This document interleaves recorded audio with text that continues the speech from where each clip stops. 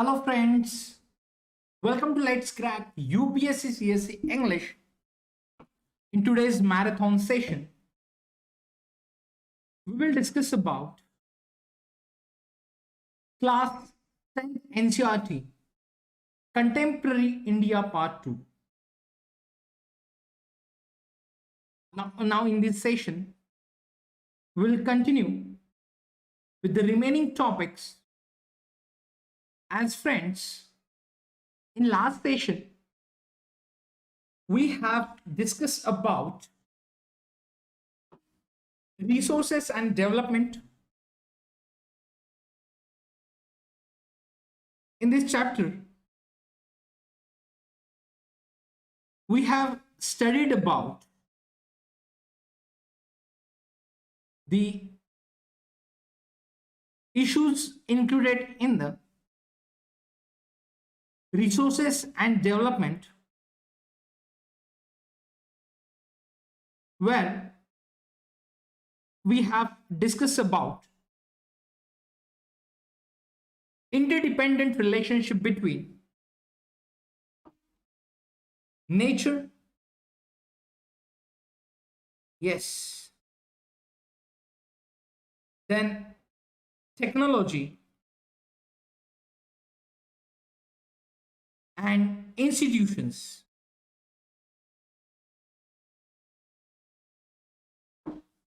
Yes, we have covered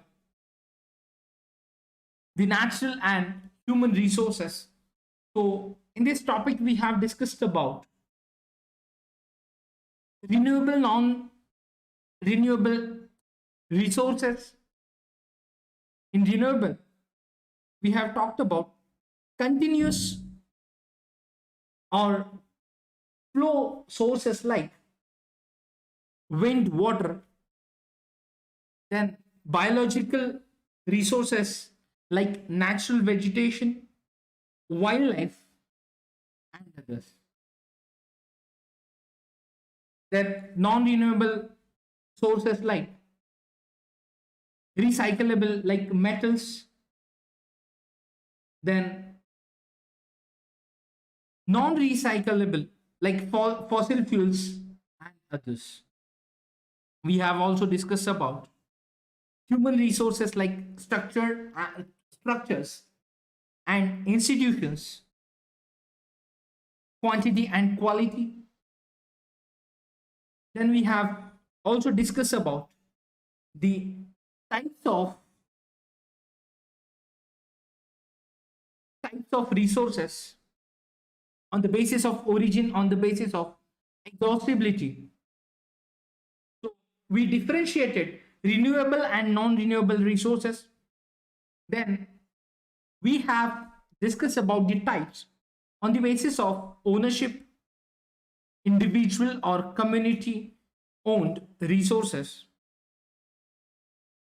Then we have also discussed about national, international resources on the basis of status of development, potential in resources. Now, where we have discussed about developed resources which means they are surveyed and their quality and quantity have been determined for utilization. The development of resources depends on technology and level of their feasibility. Then reserves. Development of resources we have discussed.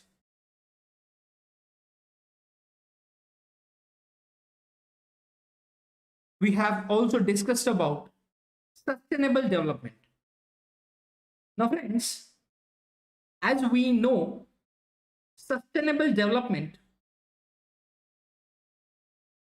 sustainable economic development, which means the development should take place without damaging environment, and development in the present should not compromise with the needs of the future generations. We have discussed about sustainable development, Rio de Janeiro Earth Summit 1992. Then we have also discussed about Agenda 21, resource planning, and other things. Then we have discussed about land resources, land utilization. Then land use pattern in India also we have discussed.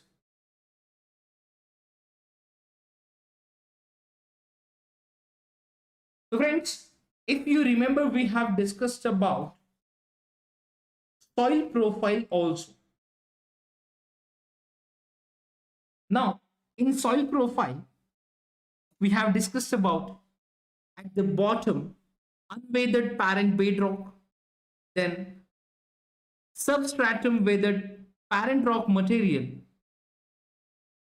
then subsoil weathered rock sand and sealed clay, then topsoil, that is the upper soil layer. Now, basically, we have discussed about classification of soils in detail, where we have discussed about alluvial soil, then we have discussed about Bangar, Khadar, then black soil,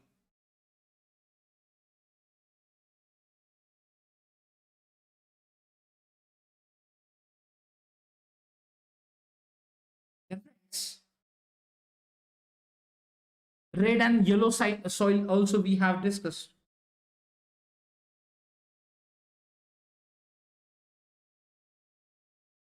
Laterite soil,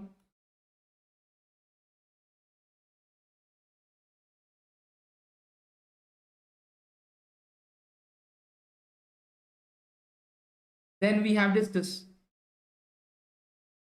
arid soil. So friends, after that we have discussed about soil erosion. Then we have also discussed about forest and wildlife resources. So biodiversity, that is biological diversity, we have discussed.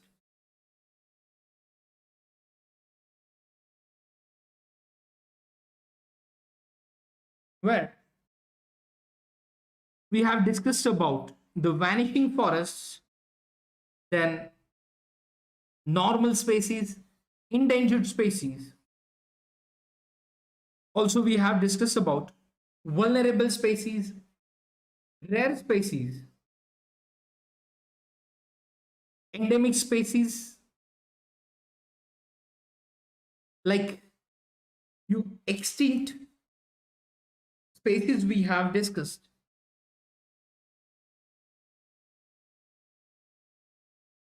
Now, the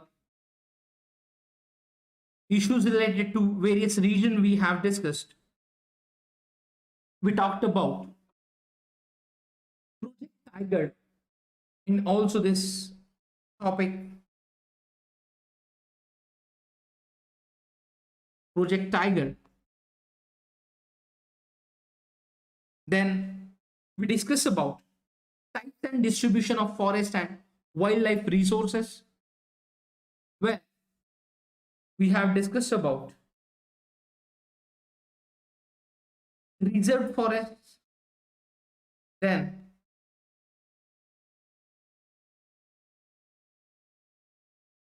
protected forests, then unclassed forests, then community and conservation we have covered. Then we have discussed about water resources, In water resources, difference we have discussed about the issue of water scarcity.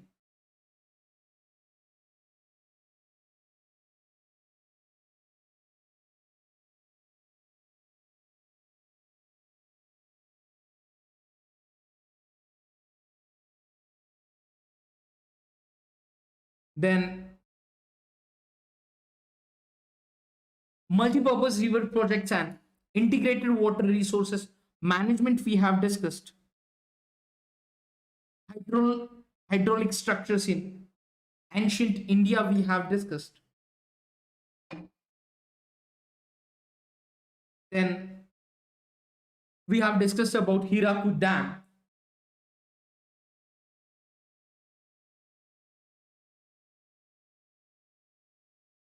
Then irrigation system, Narmada Bachao Andolan, and major rivers and dams we have covered.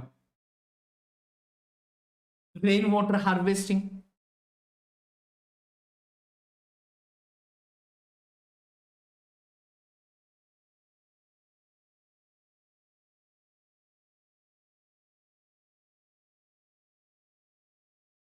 So friends, like traditional method of rainwater harvesting and modern methods we have discussed.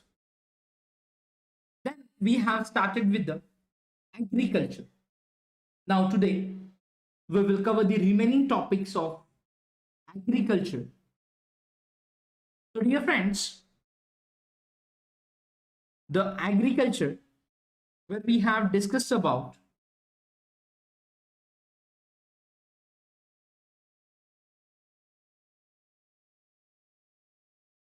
types of farming. Yes.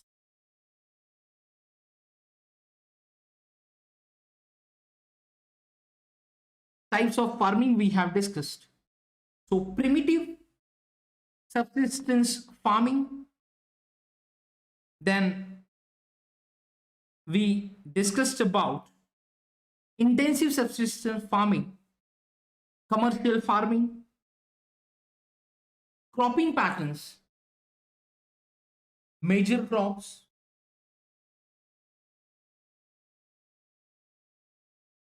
so in these major crops we have discussed about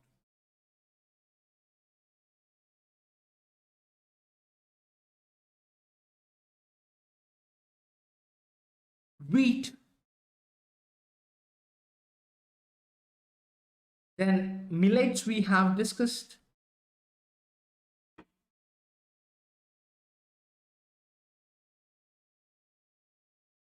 then maize, then we have also discussed about food crops other than grains like sugarcane, tea. Then we have discussed about horticulture crops also. Then we have covered fiber crops, like we have discussed about cotton in detail, cotton cultivation. Now friends, we will continue with the technological and institutional reforms in agriculture. So before going to move further, dear friends, it's my pleasure to welcome you all on Unacademy, India's largest learning platform. It's me, Rushikesh Inamdar, guiding UPSC aspirants from last 8 years. You can follow me on Unacademy and you can also join our Telegram group to get important updates related UPSC CSE preparation. Dear friends, do not forget to enroll yourself for UPSC Combat. We are conducting on every Sunday morning 11 a.m. In this combat, you will get an amazing prizes and scholarships. So the link provided in the description box, do not forget to use code RBI Life to enroll for the combat. Now, it's time to gear up your UPSC CSE preparation Like for the 2 month subscription for the crash course, friends, you have to pay only 15,000, which will help you to boost up your preparation. Now, if you will use code RBI Life, then you will get discount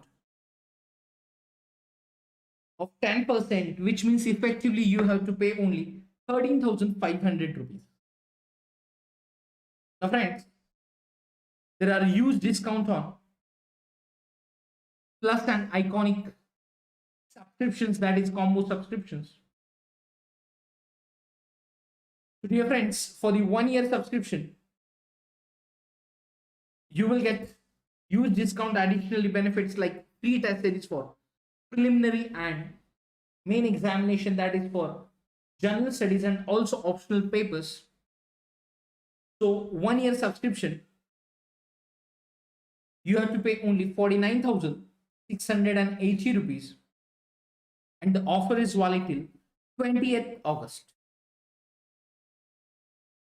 So there is ultimate test series combo applicable on GS combo and iconic combo subscriptions. So friends, where you will get test series worth rupees 45,000 absolutely free with 1 year and above combo subscription. This offer is also valid till 20th August.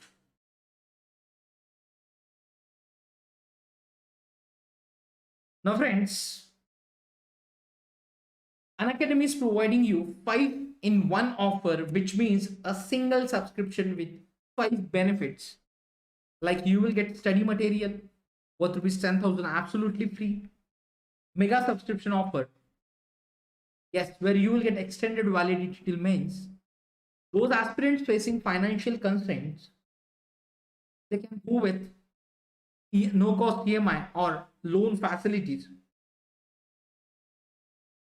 Civil Services Examination Assure on 2 years and above subscription, which means those aspirants will go with 2 year subscription, and due to some reasons they are not able to crack the examination, then Unacademy will provide you additional subscription of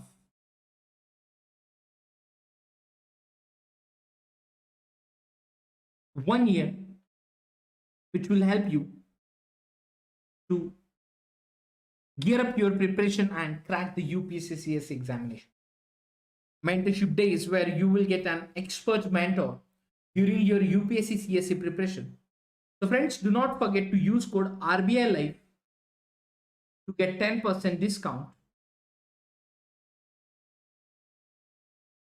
Now friends,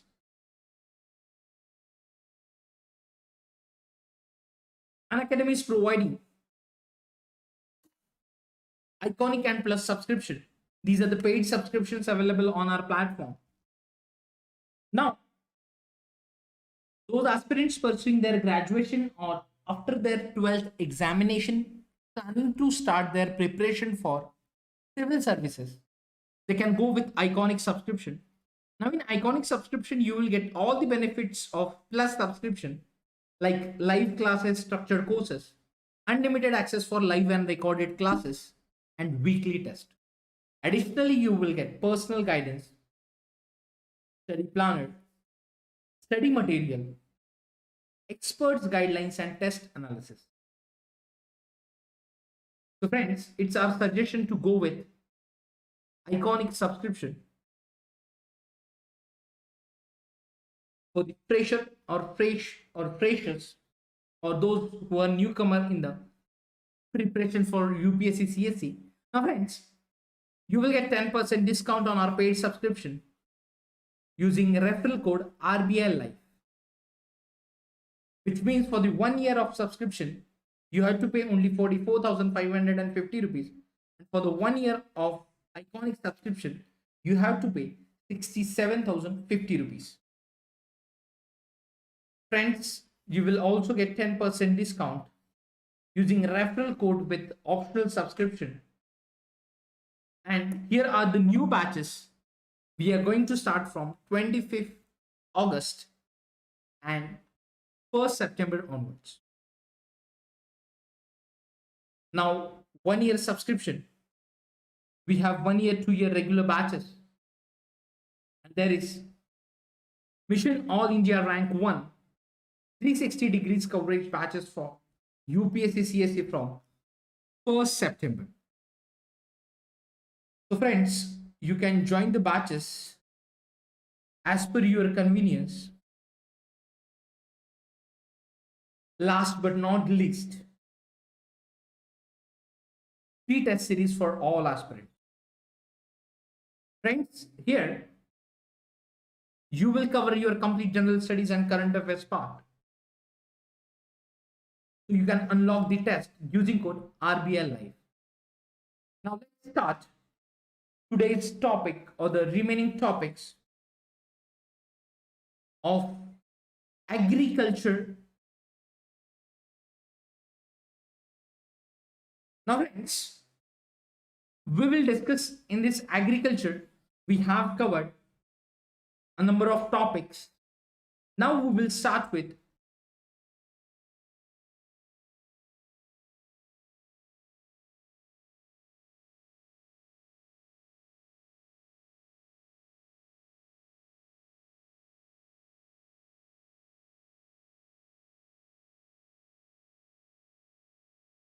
technological and institutional reform. Now friends, agriculture has been practiced in India for thousands of years. Sustained uses of land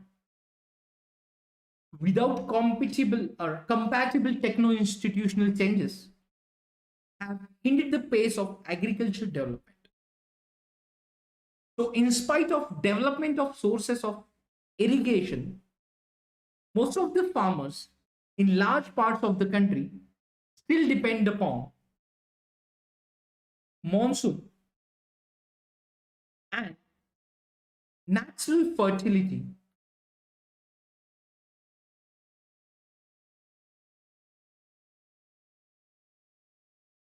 in order to carry on their agriculture.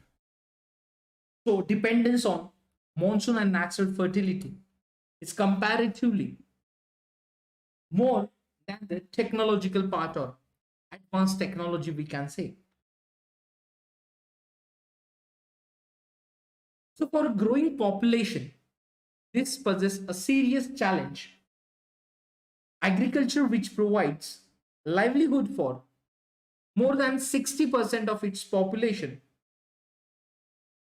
needs some serious technical and institutional reforms. Thus, collectivi-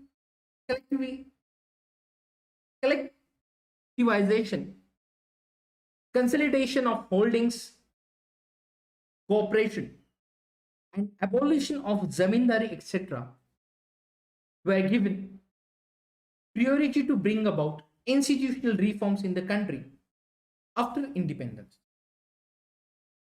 So, land reforms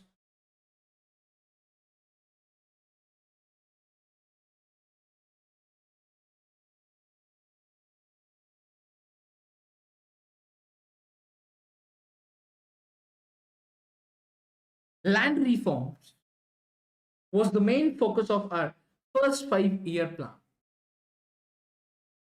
The right of inheritance had already led to fragmentation of land holdings, necessitating consolidation of holdings, and the laws of land reforms were enacted, but implementation was lacking or lukewarm. The government of India embarked upon introducing agriculture reforms to improve Indian agriculture in 1960s and 1970s. So, friends, the Green Revolution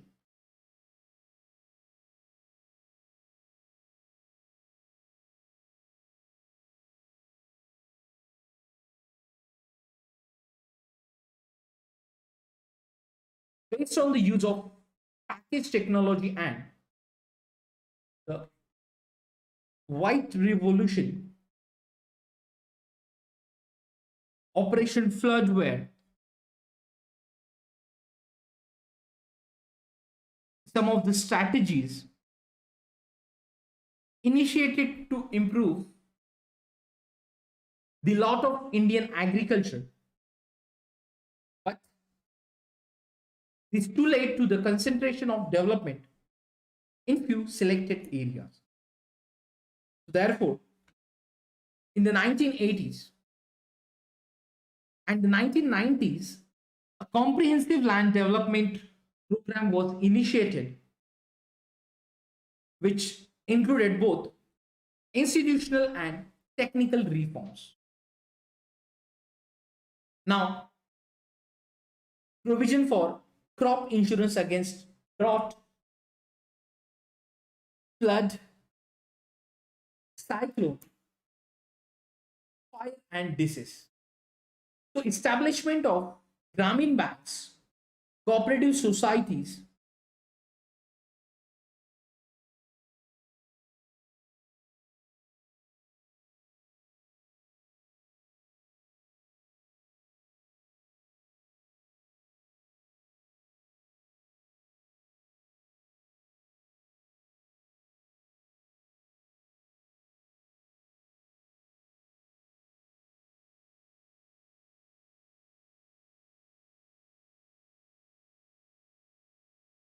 Gramin banks, cooperative societies, and banks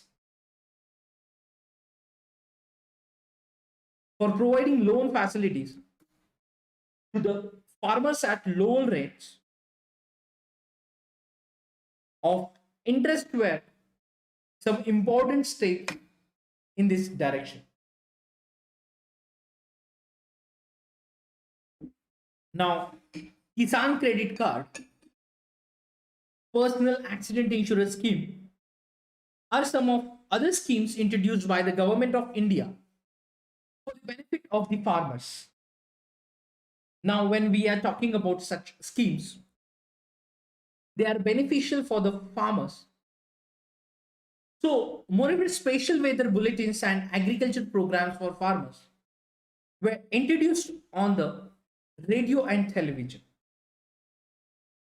The government also announces minimum support price, remunerative and procurement prices for important crops to check the exploitation of farmers by speculators and middlemen.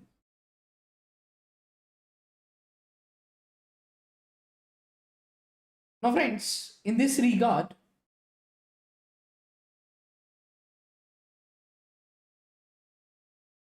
see the modern technological equipment used in agriculture. Before that, here we should discuss one of the important,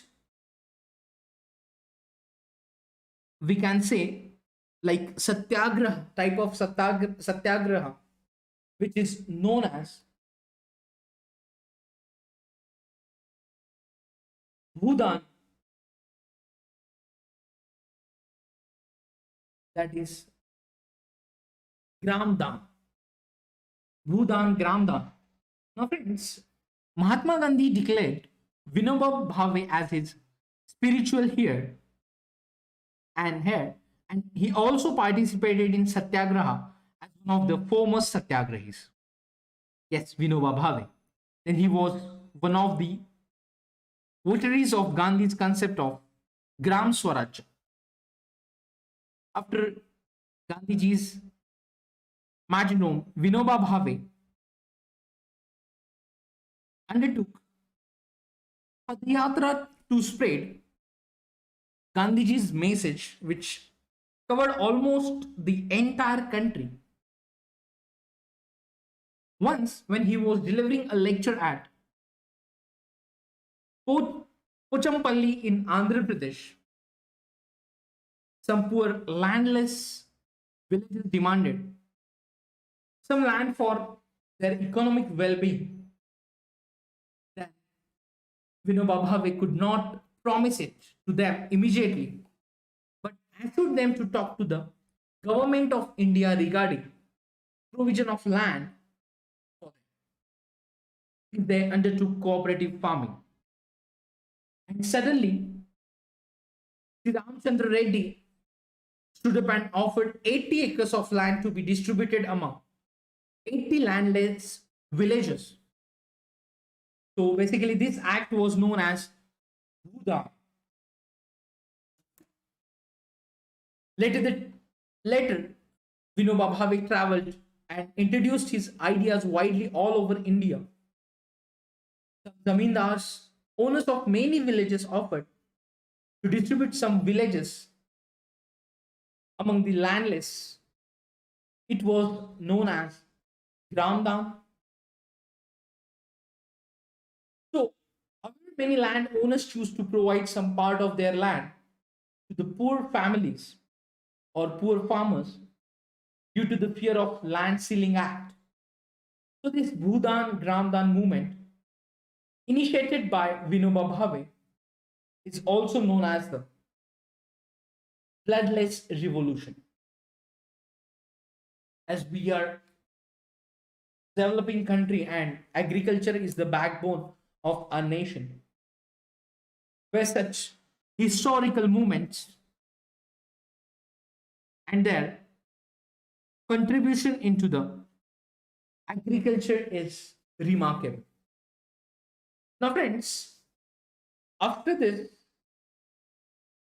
we will discuss about contribution of agriculture to the national economy, employment, and output.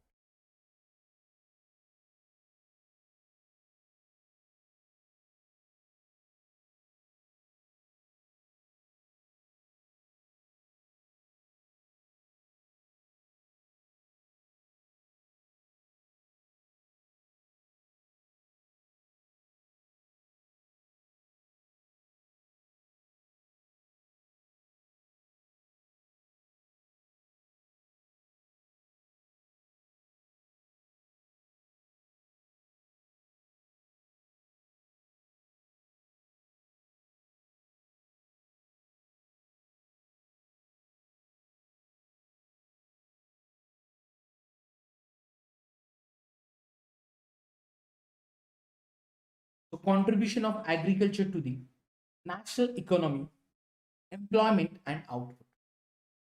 Now, dear friends, agriculture has been the backbone of the Indian economy. So its share in the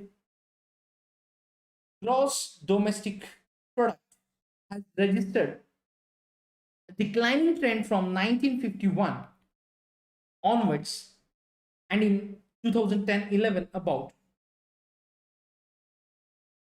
52% of the total workforce was employed by the farm or the farming sector, which makes more than half of the Indian population, which dependent on agriculture for substances. Now, the declining share of agriculture in the GDP is matter of serious concern, because any decline and stagnation in agriculture will lead to a decline in other spheres of the economy, having wider implications for society. So, considering the importance of agriculture in India, the government of India made concerted efforts to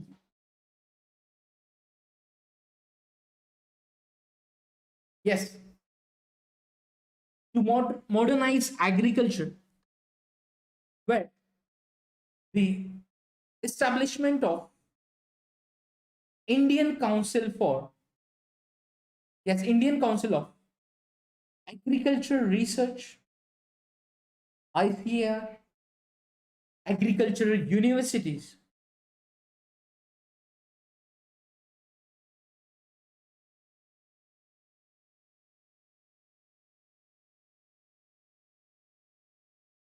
then veterinary services,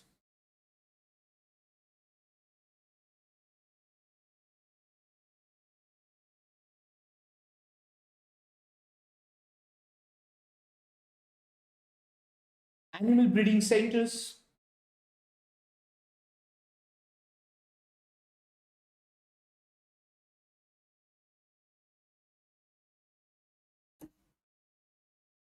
horticulture development,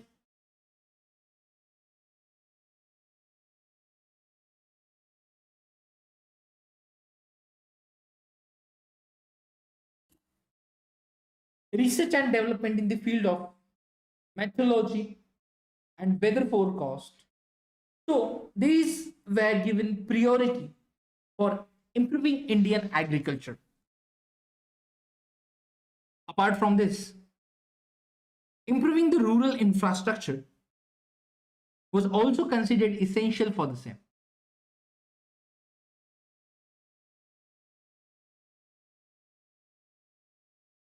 Now, when we are talking about the GDP growth rate,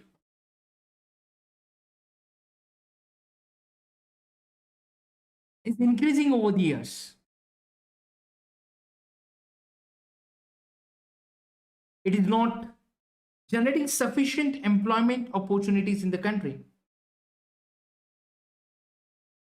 The growth rate in agriculture has been decelerating, which is an alarming situation. See, the agriculture which stands now today, Indian farmers are facing a big challenge from international competition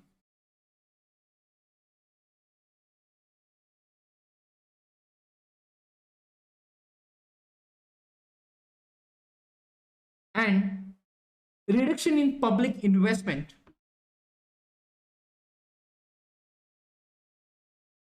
in agriculture sector. Then subsidy on fertilizers is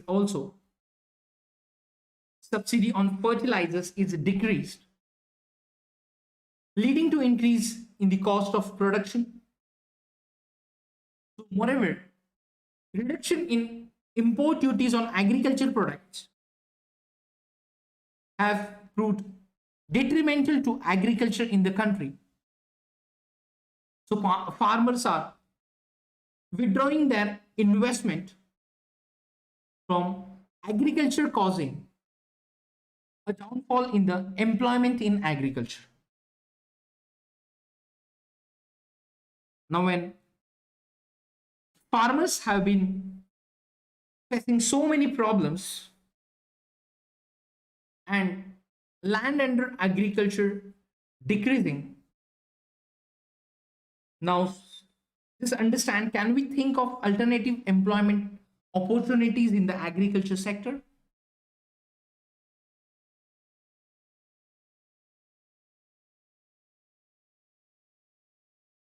So, understanding all these issues, now question is that why are farmers committing suicides in several states of the country? So here we have to understand impact of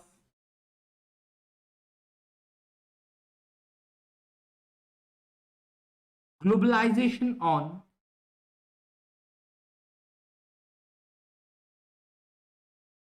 agriculture.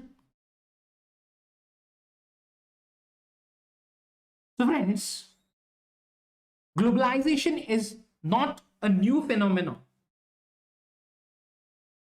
It was there at the time of colonization. In the 19th century, when European traders came to India, at that time too, Indian spices were exported to different countries of the world, and farmers of South India were encouraged to grow these crops. Till today, it is one of the important items of export from India. Now, what happened during the British period? Cotton bales of India attracted the British, and ultimately cotton was exported to Britain as a raw material. Yes, raw material for their textile industries. Now, cotton textile industry in Manchester and Liverpool flourished due to the availability of good quality cotton from India. Now, we have read about the Champaran movement, which started in 1917 in Bihar. And this was started because farmers of that region were forced to grow indigo on their land because it was necessary. So the indigo production was necessary for the textile industries which were located in Britain. Now, they were unable to grow food grains to sustain their families. So, under globalization, particularly after 1990, the farmers in India have been exposed to new challenges. Now, despite being an important producer of rice,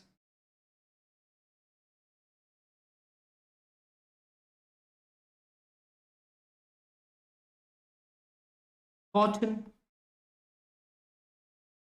rubber, tea, coffee, jute, and spices. These are our agricultural products are not able to compete with the developed countries. So, because of the highly subsidized agriculture in those countries. Now, when we are talking about today's situation, Indian agriculture, which finds itself at the crossroads to make agriculture successful and profitable, proper first should be given to the improvement of the condition of marginal and small farmers, the green revolution which promised much, but today it's under controversies. It is being alleged that it has caused land degradation due to overuse of chemicals, drying aquifers, and vanishing biodiversity. So, the keyword today is gene revolution, which includes genetic engineering.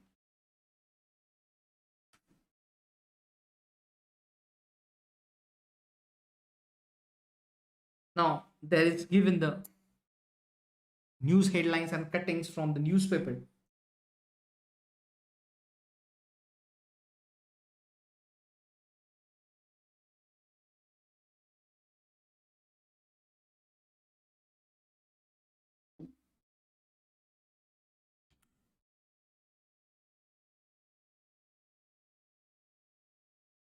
Now, friends, genetic engineering is recognized as a powerful supplement in inventing new hybrid varieties of seeds. Now, see the picture of tissue culture of tea clones.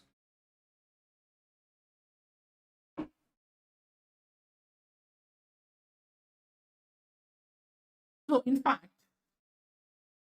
when we are talking about organic farming, is much in value today because it is practiced without factory made chemicals such as fertilizers and pesticides. Hence, it does not affect environment in a negative manner.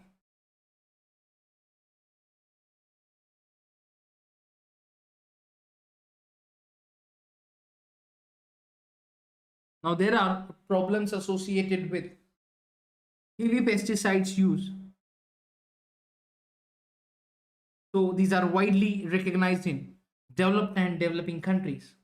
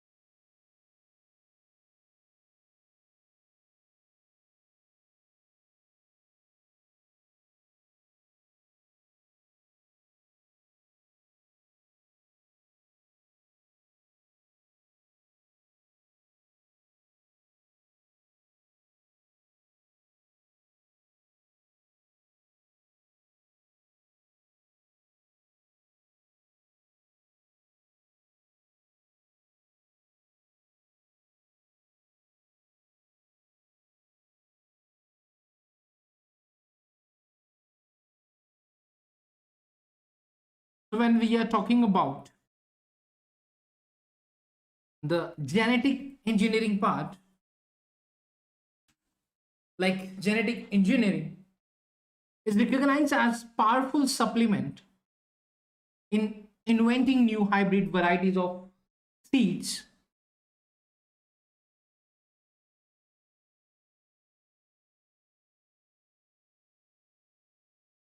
So basically, as we have discussed, this organic farming is much in vogue today due to the it is a practice without factory made chemicals such as fertilizers and pesticides, and does not affect environment in a negative manner. Now see, like a few economists think that Indian farmers have a bleak future if they continue growing food grains on the holdings that grow smaller and smaller as the population rises. India's rural population is about 833 million as per 2011 census, which depends upon 250 million hectares of agricultural land. So an average of less than half a hectare per person. Indian farmers should diversify their cropping pattern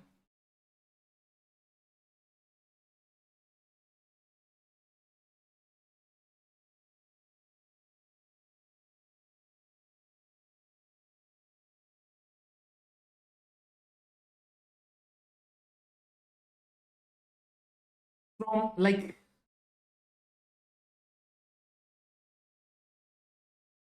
cereals to high value crops. Now, this will increase incomes and reduce environmental degradation simultaneously because fruits, medicinal herbs, flowers, vegetables, biodiesel crops like jatropha and jojoba, which need much less irrigation than rice or sugarcane. So India's diverse climate can be harnessed to grow a wide range of high value crops. Now,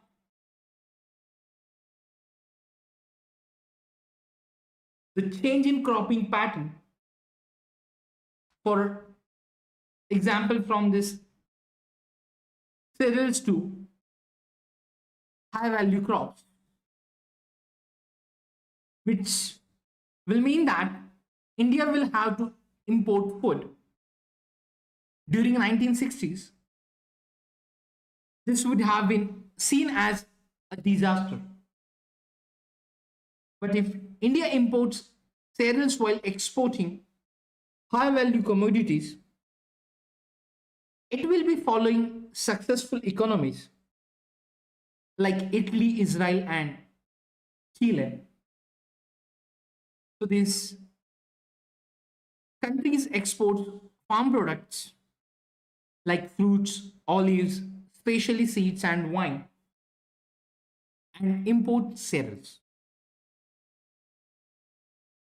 So now friends, this is a debatable topic. So this way we have covered the agriculture given in class 10th NCRT. Yes, the contemporary India part 2. Now it's time to discuss minerals and energy resources. Next topic. Before moving to the next topic, dear friends, do not forget to download Unacademy app. You can follow there, and also you will get important updates related to UPSC CSE preparation. So you can follow me on Unacademy app.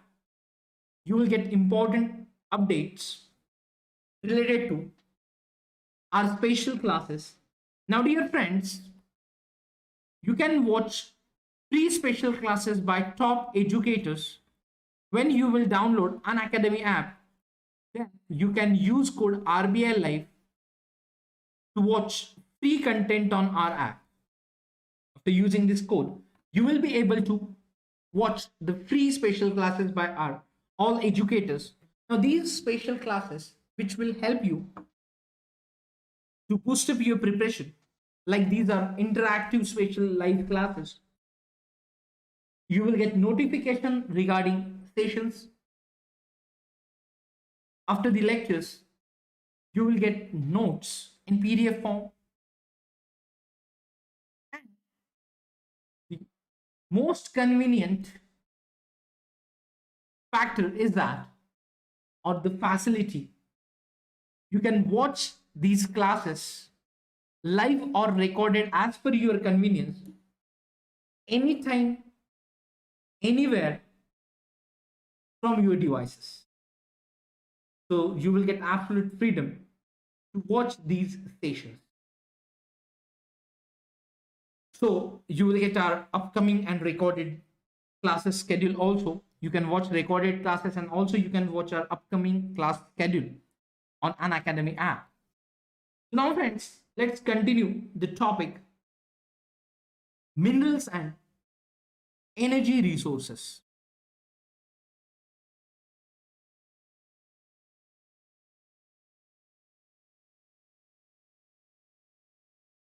Now, we use different things in our daily life, like made from, we using these things like which made from metal. Now, question is that where do these metals come from? We have studied that the Earth's crust is made up of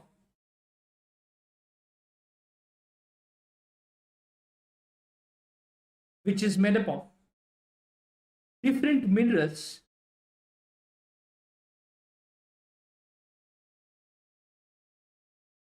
embedded in the rocks. So various metals are extracted from these minerals after proper refinement. So minerals are an indispensable part of our lives. Almost everything we use, from a tiny pin to a towering building or a big ship, all are made from minerals. The railway lines and the tarmac of the roads are implements and machinery were made from minerals. Cars, buses, trains, aeroplanes are manufactured from minerals and run on past resources derived from the earth. Even the food that we eat contains minerals. In all stages of development, human beings have used minerals for their livelihood, decoration, festivities, religious and ceremonial rites. Now, we'll understand what is a mineral. Now, before that, we will discuss few like story forms given in the book.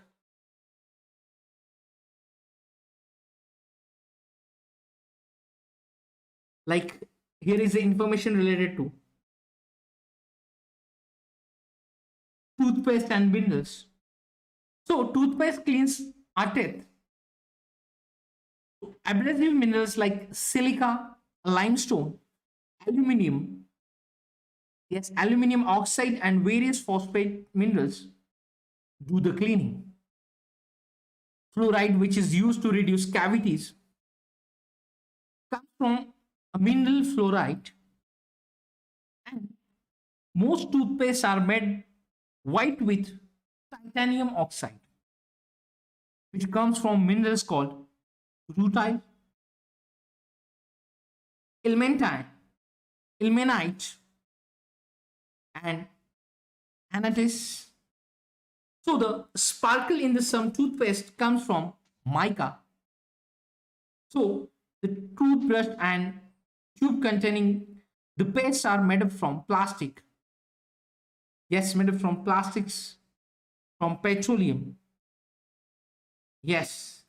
Now there are a number of things having the mineral in that, the composition. So friends, basically all living things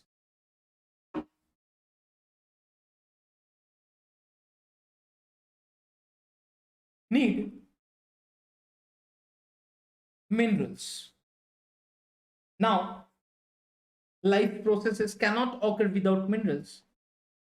Although our mineral intake represents only about 0.3% of our total intake of nutrients, they are so potent and so important that without them, we would not be able to utilize the other 99.7% of foodstuffs. Yes, the need of the importance of minerals. Now, friends, here we will understand what is mineral.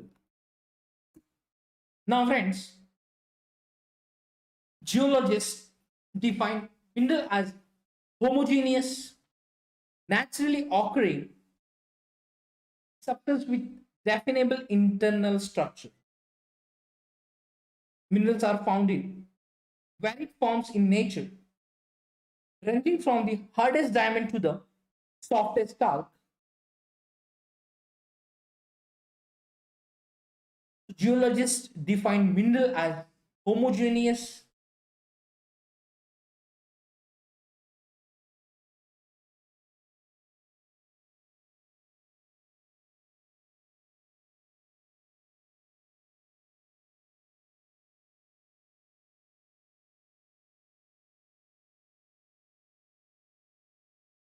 naturally occurring substance with definable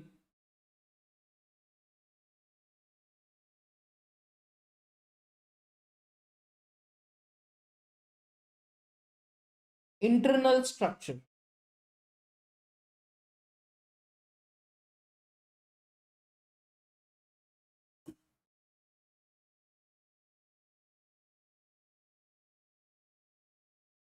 Now we have studied about rocks, which are combinations of homogeneous substances called minerals. Now, some rocks, for instance, like limestone,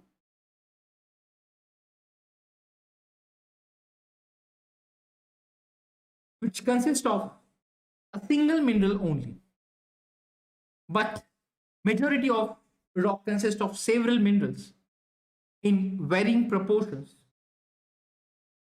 Although over 2000 minerals have been identified, only few are abundantly found in most of the rocks. A particular mineral that will be formed from a certain combination of elements depends upon the physical and chemical conditions under which the material forms.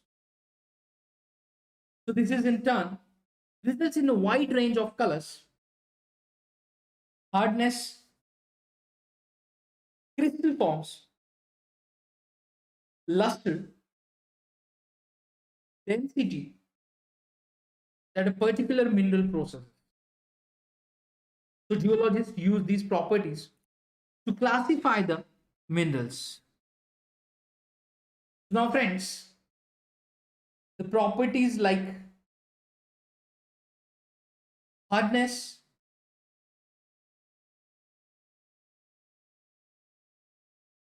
colors,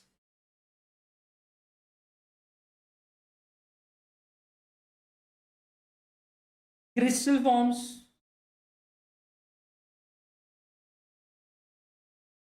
luster,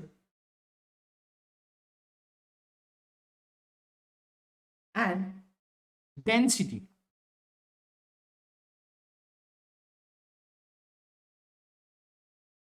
For general and commercial purposes, mineral can be classified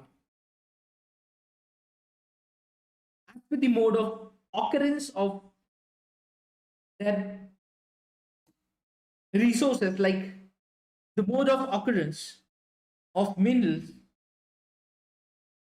So, where are these minerals found?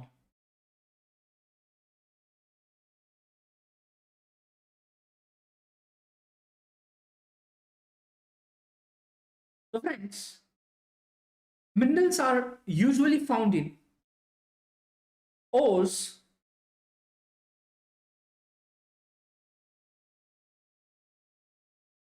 the term ore is used to describe an accumulation of any mineral mixed with other elements.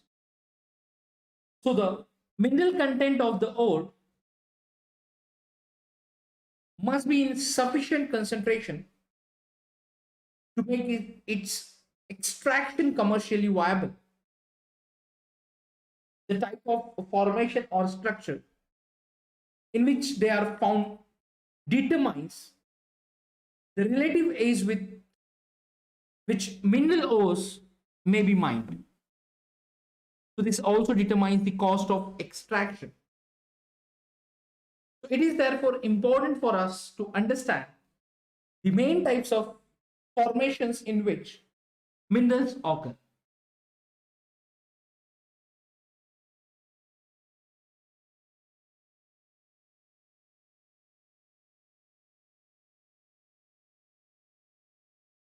Now, in igneous and metamorphic rocks,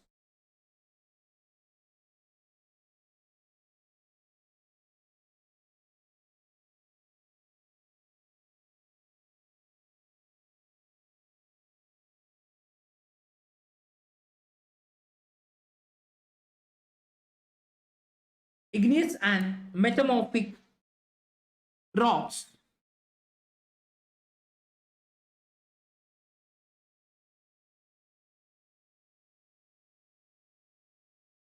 these minerals may occur in the cracks, crevices, faults, or joints.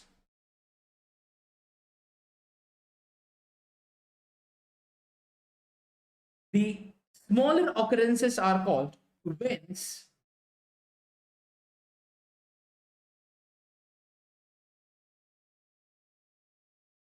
and the larger are called lodes.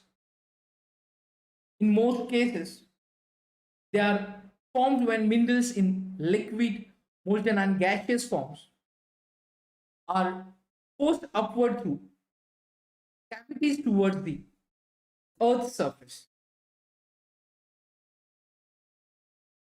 They cool and solidify as they rise. So, major metallic minerals like tin, copper, zinc, lead are obtained from veins and lodes. Now, in secondary, yes, now in sedimentary, after the igneous and metamorphic, in sedimentary rocks, number of minerals occur in beds or layers.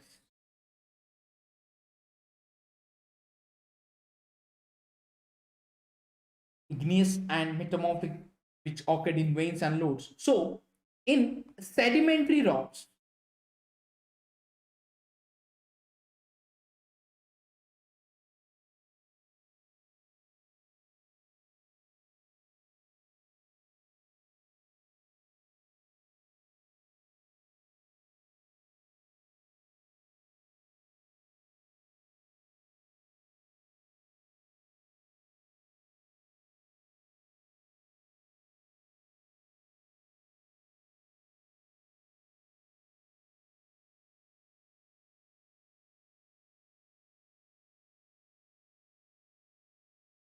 in sedimentary rocks, these minerals occur in beds or layers. They have been formed as a result of deposition, accumulation, and concentration in horizontal strata. Now, coal and some forms of iron ore have been concentrated as a result of long periods under great heat and pressure. Another group of sedimentary minerals include gypsum, potash salt, and sodium salt. These are formed as a result of evaporation, especially in arid regions. Now, another mode of formation involves in the decomposition of surface rocks and the removal of soluble constituents, which leaving residual mass of weathered material containing ores. So, for example, bauxite is formed this way. When we are talking about the classification of minerals like ferrous, which containing iron, like this ore, manganese, and nickel, cobalt, these are under metallic, whereas non-metallic and energy is the next category. So, the in non-metallic category,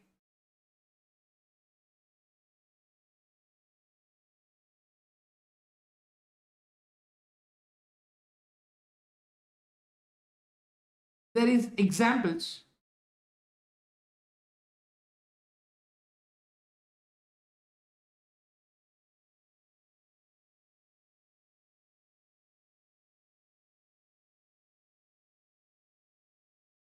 like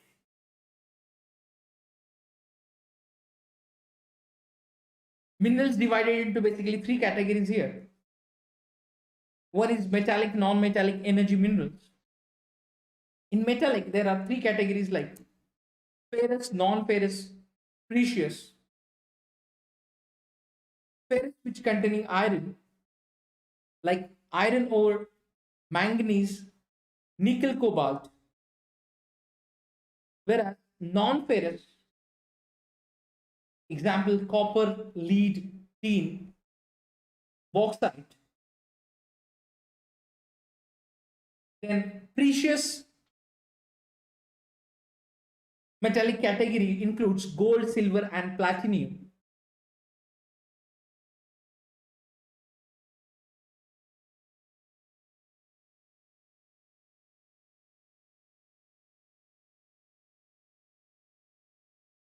Now,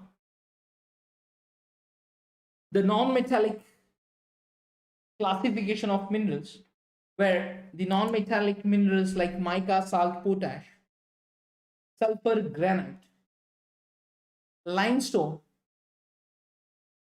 marble, sandstone, etc. Whereas energy minerals like coal, petroleum, natural gas.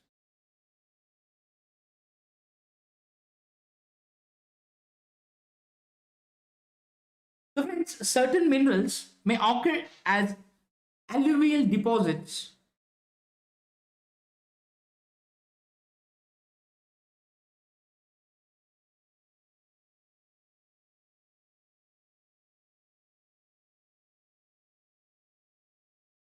So alluvial deposits in sands of valley of floors and the base of hills. These deposits are called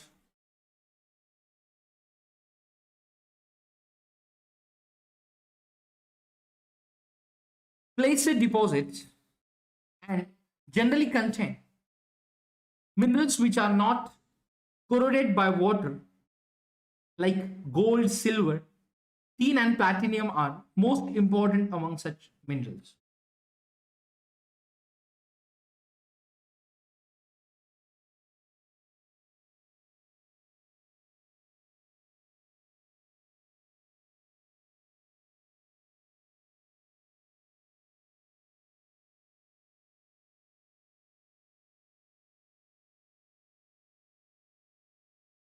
Now, the ocean waters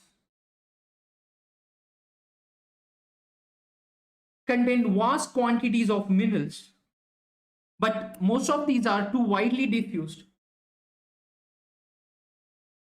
to be economic significance. And however, the common salt, magnesium, and bromine are largely derived from ocean waters. So the ocean beds too are rich in manganese nodules.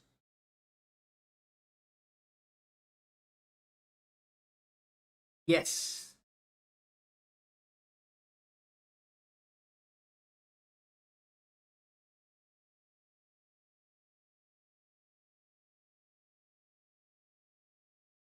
Now, there is need to go through an interesting fact given in the book. That is rat hole mining. So most of the minerals in India are nationalized and their extraction is possible only after obtaining due permissions from the government. But in most of the tribal areas of the northeast India, minerals are owned by individuals or community. In Meghalaya, there are large deposits of coal, iron ore, limestone, and dolomite. Coal mining in Jowai and Cherrapunji is done by family members in the form of long narrow tunnel known as rat hole mining. The National Green Tribunal has declared such activities illegal and recommended that these should be stopped forthwith. To the rat hole mining.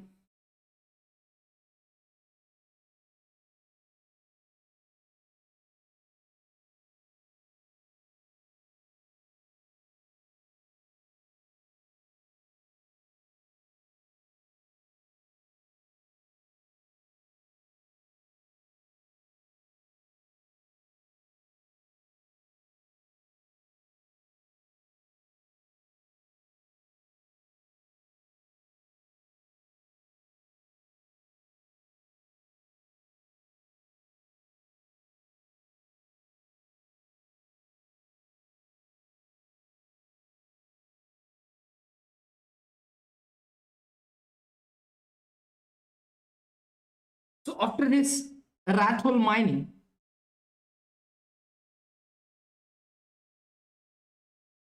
we will discuss about distribution of few major minerals in India, like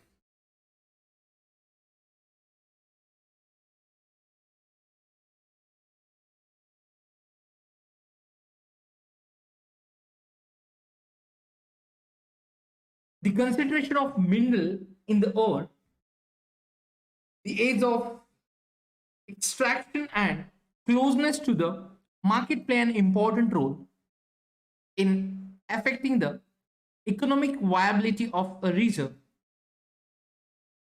Thus, to meet the demand, a choice has to be made between a number of possible options. When this is done, a mineral deposit or reserve turns into a mine. Now, like ferrous minerals,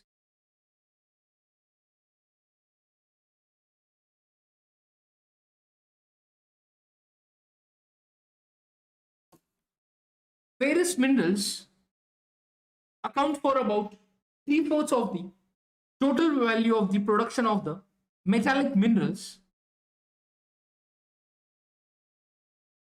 They provide strong base for the development of metallurgical industries.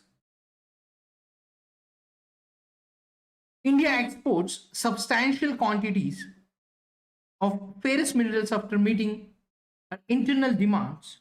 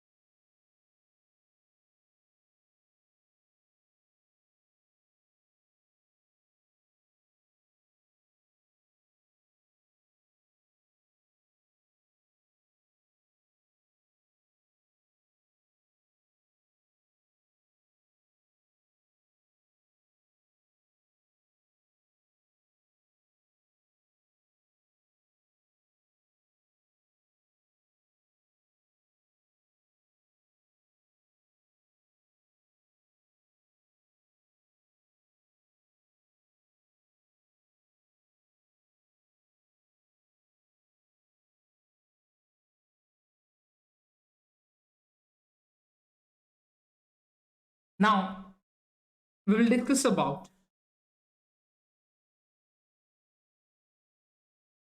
iron ore. Now, friends, iron ore is the basic mineral and the backbone of industrial development.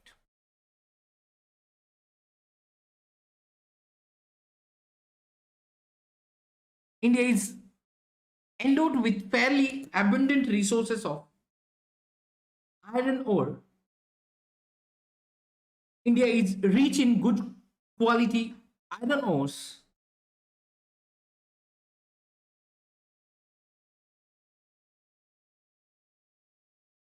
Magnetite is the finest iron ore with very high content of iron up to 70%.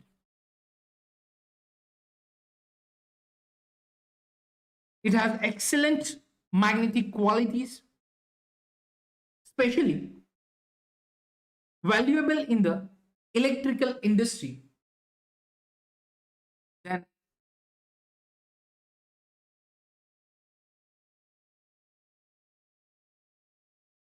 hematite.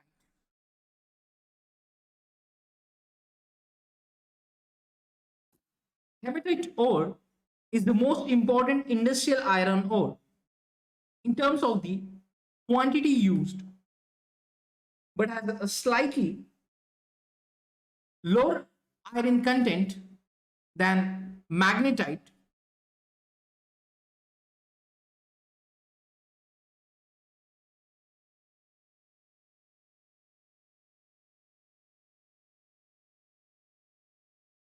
So like when we are talking about our country,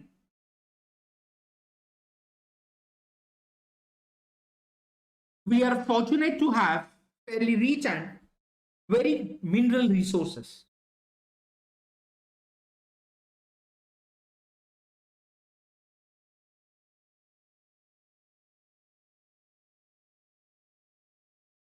These are unevenly distributed.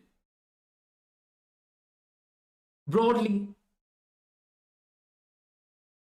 speaking, peninsular rocks contain most of the reserves of coal,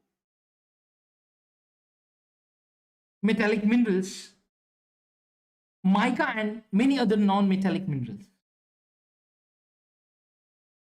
Sedimentary rocks on the western and eastern flanks of the peninsula and in Gujarat and Assam. Most of the, yes, in Gujarat and Assam have most of the petroleum deposits. Then Rajasthan with the rock systems of the peninsula, which has reserves of many non-ferrous minerals. The vast alluvial plains of North India are almost devoid of economic minerals. These variations exist largely because of the differences in the geological structure, processes, and time involved in the formation of minerals. So see the picture which is showing production of iron ore, which showing statewide share in that is in 2016 and 17.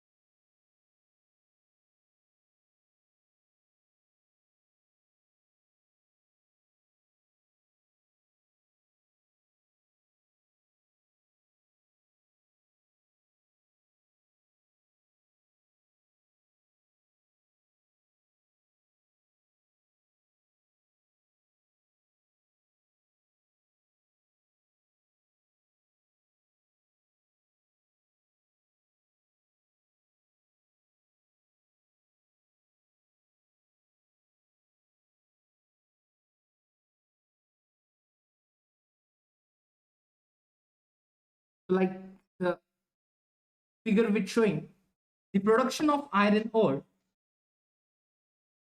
like statewide share, was as per the data from 2016-17. The iron ore production from Odisha state, which is around 52%, Chhattisgarh 16%, Karnataka 14%, Jharkhand 11%, and others 7%. Now, dear friends, when we are talking about the major iron ore belts in India, so these Odisha Chhattisgarh or Odisha Jharkhand belt, so like in Odisha,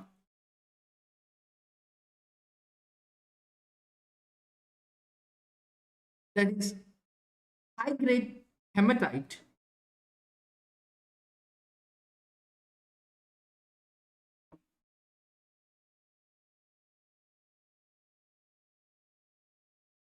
high grade hematite ore is found in Badam Pahar mines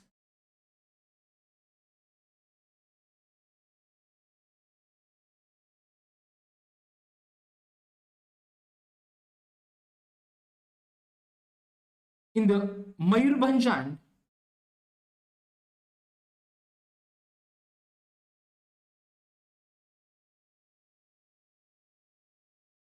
Kendujhar districts.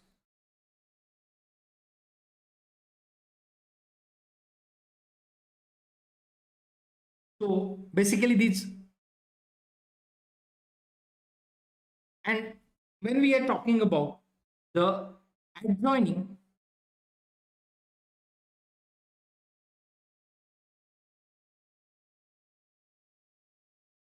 Singhbhum district of Jharkhand, where hematite iron ore is mined in Goa and Normandy. So the major iron ore belts like Odisha Jharkhand belt, then Durg Bastar Chandrapur belt, which lies in Chhattisgarh and Maharashtra. This one also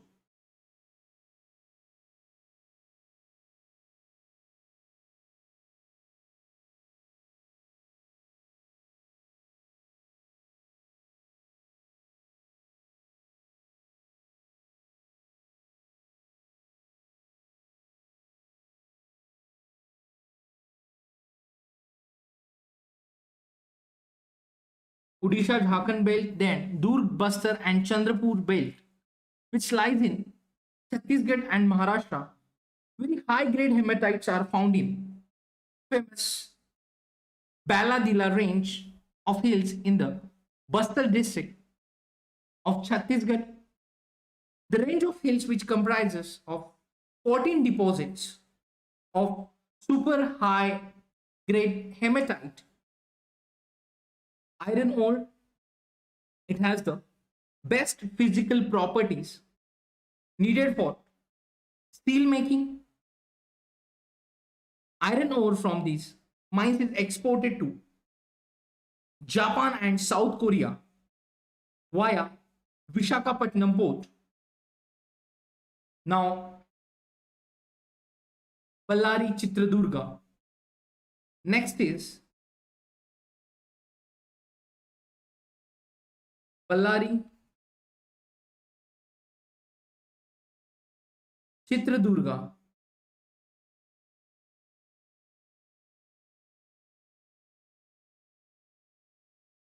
and Chikmagaluru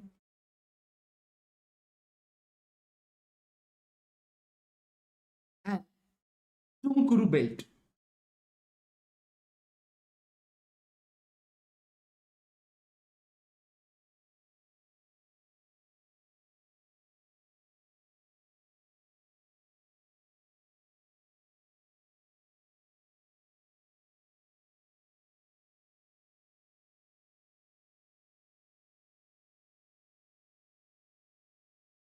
Now, this belt in Karnataka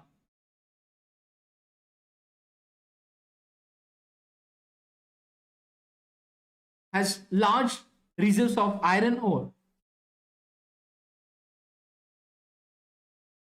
The Kudremukh mines located in western ghats of Karnataka are 100% export unit. Kudremukh deposits are known to be one of the largest in the world. Now, those friends will opt for geography as optional, and also other aspirants should remember this fact that the Kudremukh deposits known to be one of the largest in the world. The ore is transported as slurry through a pipeline to a port near Mangaluru.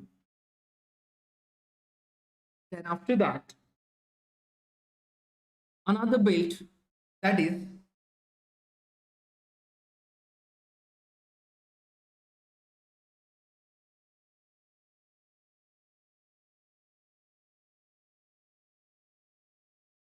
Maharashtra Goa belt, which includes the state of Goa and Ratnagiri district of Maharashtra. Though the ores are not very high quality, yet they are efficiently exploited. Iron ore is exported through Marmago port.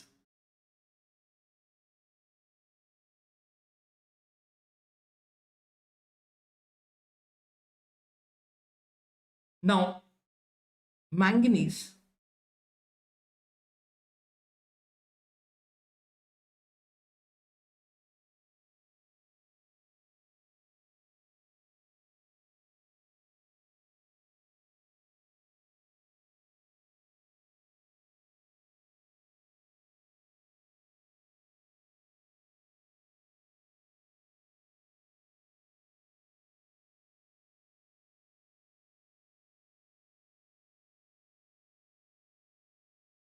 now, after this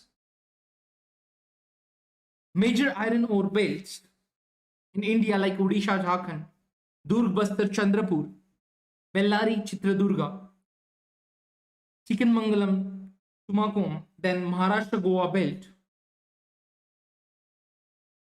Now, after that, we will discuss about non-ferrous.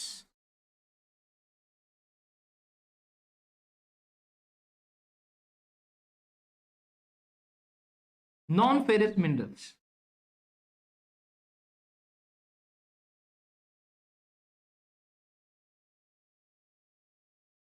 India's reserves and production of non-ferrous minerals is not very satisfactory.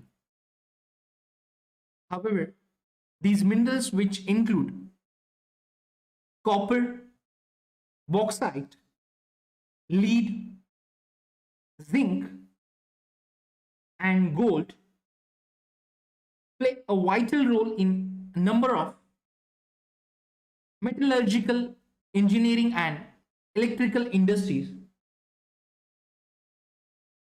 Now, we will see the distribution of copper and bauxite. So, see, the production of manganese here is given in the figure.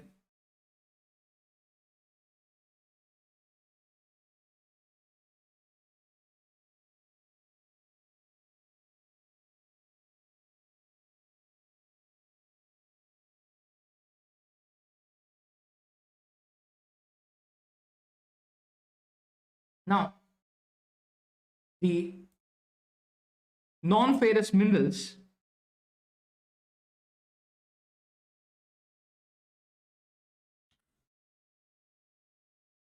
see the map which showing the distribution of iron ore, manganese, bauxite, and mica.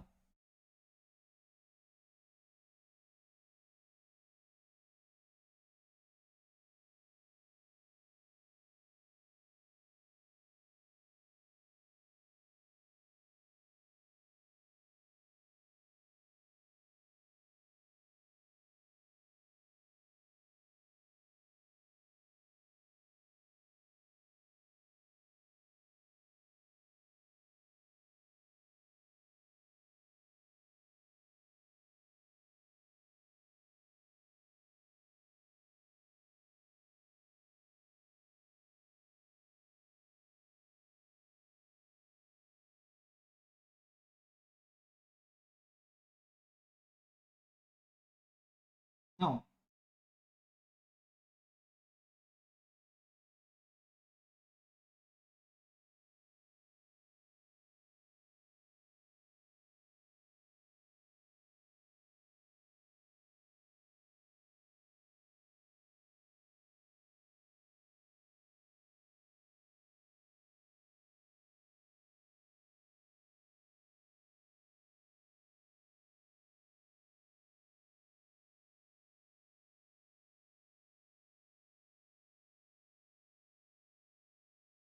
the distribution of iron ore fields, mines, then exporting ports, manganese and bauxite mine are given in the map.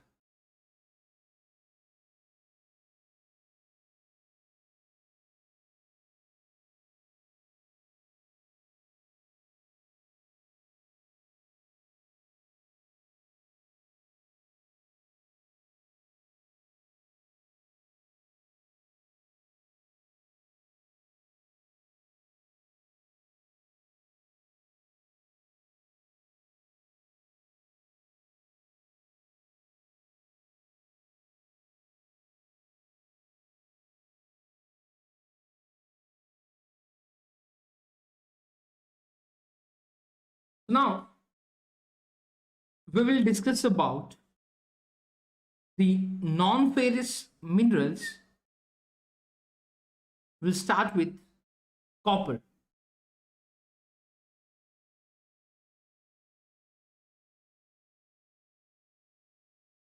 So, India is critically deficient in the reserve and production of copper,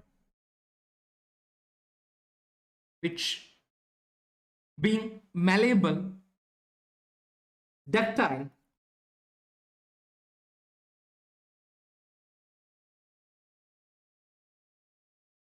and a good conductor.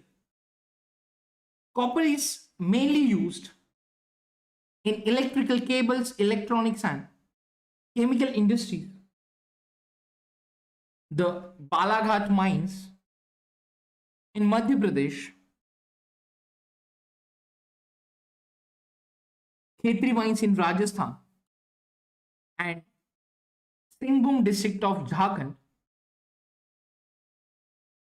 are leading producers of copper.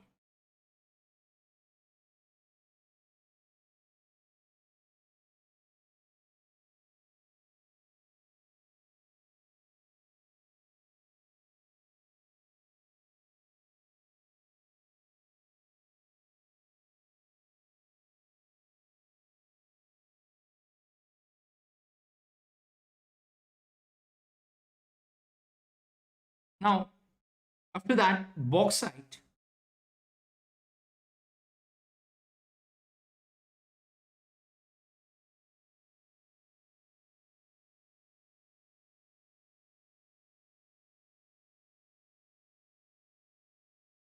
So, several ores contain aluminium. It is from bauxite, a clay-like substance that alumina and later aluminium is obtained. Bauxite deposits are formed by the decomposition of a wide variety of rocks rich in aluminium silicates.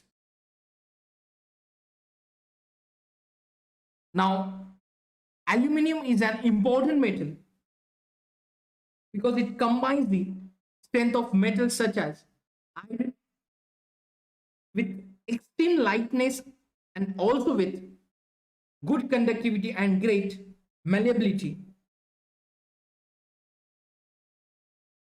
India's bauxite deposits are mainly found in the Amarkantak Plateau, Michael Hills, and the Plateau region of Bilaspur, Katni.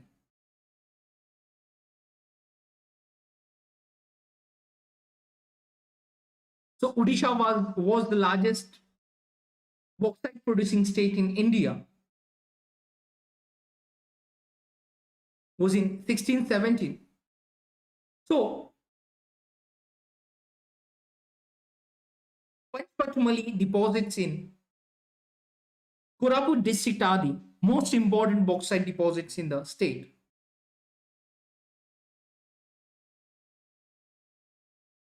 The bauxite mine is showing in the picture.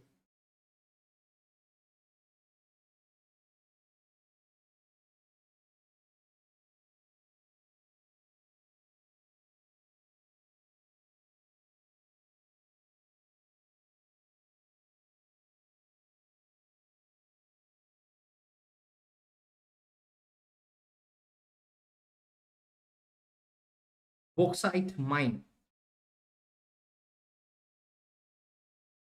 So basically, these bauxite deposits are mainly found in the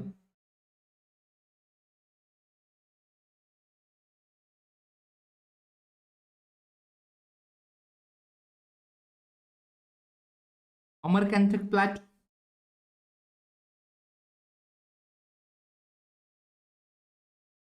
Michael Hills,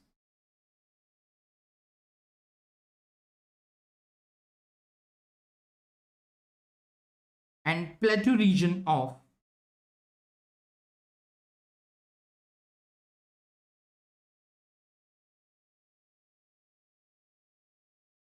Bilaspur Katni.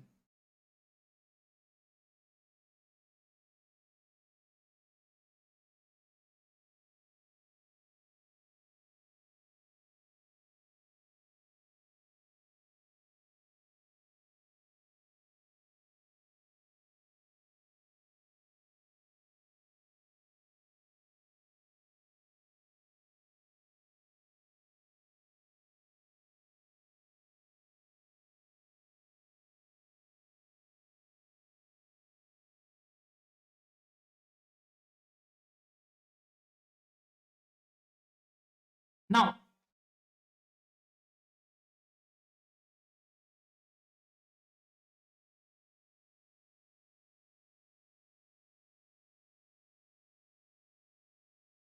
before discussing further topics or the points,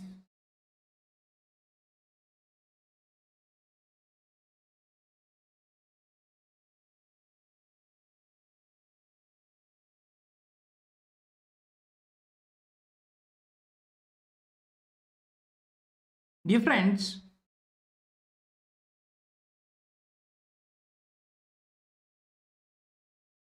do not forget to gear up your preparation for the upcoming preliminary examination where Unacademy is providing you crash course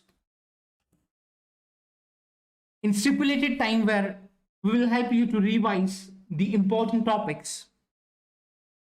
You will get 10% discount using referral code RBI Life. So the course price is 15,000, but after the discount, you have to pay only 13,500 for the 2 month subscription. Now, friends, do not forget to enroll yourself for Unacademy Combat. We are conducting on every Sunday morning 11 a.m. So 1 hour is the time allocated for the UPSC Combat. There are 56 questions and exciting prizes including scholarships. So friends, Unacademy is providing huge discount on combo subscription. The offer is valid till 20th August. The test series worth rupees 45,000 absolutely free. Along with that, you will get number of benefits like 5 major benefits with single subscription, like Unacademy notes worth rupees 10,000 absolutely free, mega subscription offer, no cost EMI or loan facilities, CSE Assure, mentorship program. So do not forget to use code RBI Life to enroll yourself with our paid courses. Friends, we are going to start new batches from 25th August and 1st September. So we have regular batches like 1 year, 2 year batches. And also batches focused for the Mission All India Rank 1, that is 360 degrees coverage batches for UPSC CSE examination.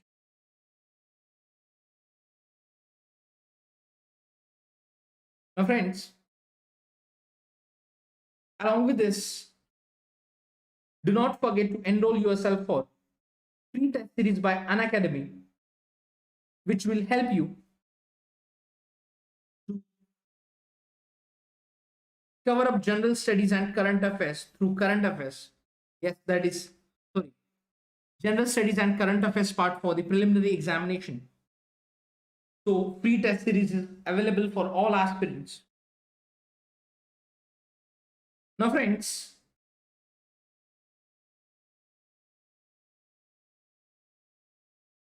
we'll see you in the next lecture with continuation of marathon session in marathon series lectures and other lectures with new topics. Till the time, you can keep revising, keep studying.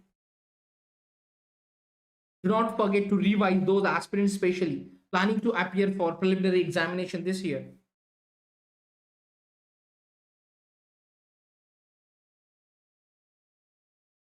Stay home, stay safe, and please like, share, and subscribe Unacademy videos. See you in the next lecture.